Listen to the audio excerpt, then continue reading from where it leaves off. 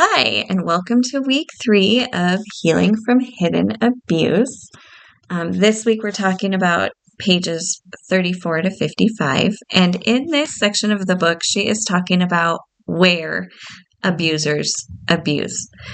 She talks about the toxic church and what that looks like, toxic family members, toxic workplaces, toxic marriages. Narcissists can be found in any environment. Not that we need to run around looking for narcissists and red flags, but that they can be found in places that we might not think. They thrive in positions of leadership, especially in the church. They like to hide behind spirituality and religion. And so don't be surprised if you see abusers in the church.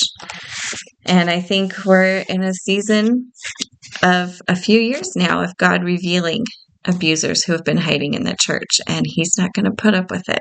So be aware. Psychological abusers can be shielded by yes men, yes women who do their dirty work for them, who believe in them, who will cover up for them. On page 39, it talks about when do psychological abusers harm. They like to target people who have something that they don't have. Many times as a survivor, I ask myself, why?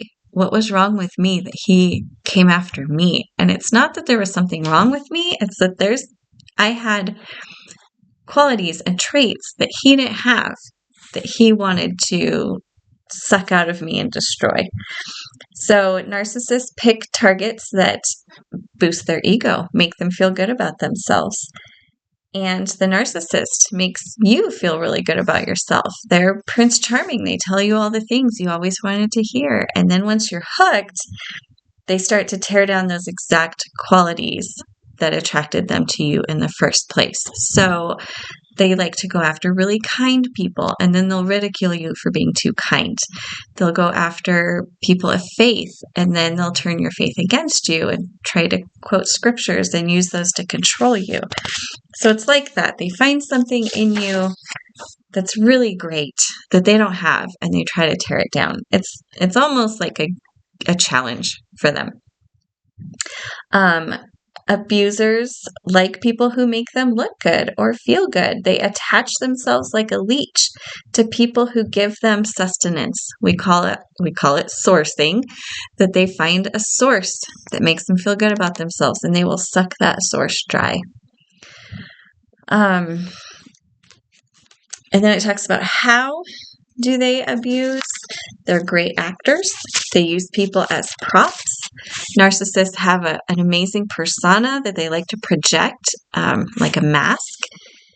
And they will use the best parts about yourself against you and make it so that you don't like yourself. They make it so that you don't like your forgiveness, your spirituality, your kindness, your body. Anything that you used to love about yourself, they try to tear down.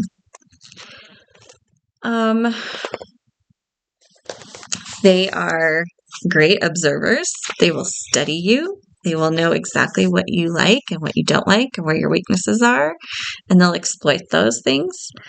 And they'll turn things back on you. They'll start arguing, and then once you get riled up, they'll sit back and say, well, I'm not going to argue with you about this. Another one of their favorite lines is, you have to forgive and forget. You can't bring that up anymore. Or, a good spouse would never act that way. Why are you acting like that? An abuser will also give incorrect information and sit back and watch you defend yourself. Not defending yourself is really hard to do, but it's something that as survivors and thrivers, we have to learn that you don't have to defend yourself. You don't have to defend your actions and your choices. Psychological abusers don't change. They don't change. This is who they are. It's not just because they were having a bad day, or they're using drugs or alcohol, or, maybe one day they're going to be better. They're going to change. This is just who they are. This is who they are. And so you need to set your expectations to be realistic. This is who they are. It's who they want to be. They have no need or desire to change. On page 49, she talks about psychological abusers never take lasting responsibility for their behaviors. It's incredibly fruitless for you to continue to try to get them to see their actions. They already know, and they don't care. They will accuse you of being disrespectful for pointing those things out. She also, on page 51, talks a little bit about the difference between mental health disorders, mental illnesses, versus personality disorders. They're two different things in the diagnostic manual, and she explains all of that if you want to learn more about that.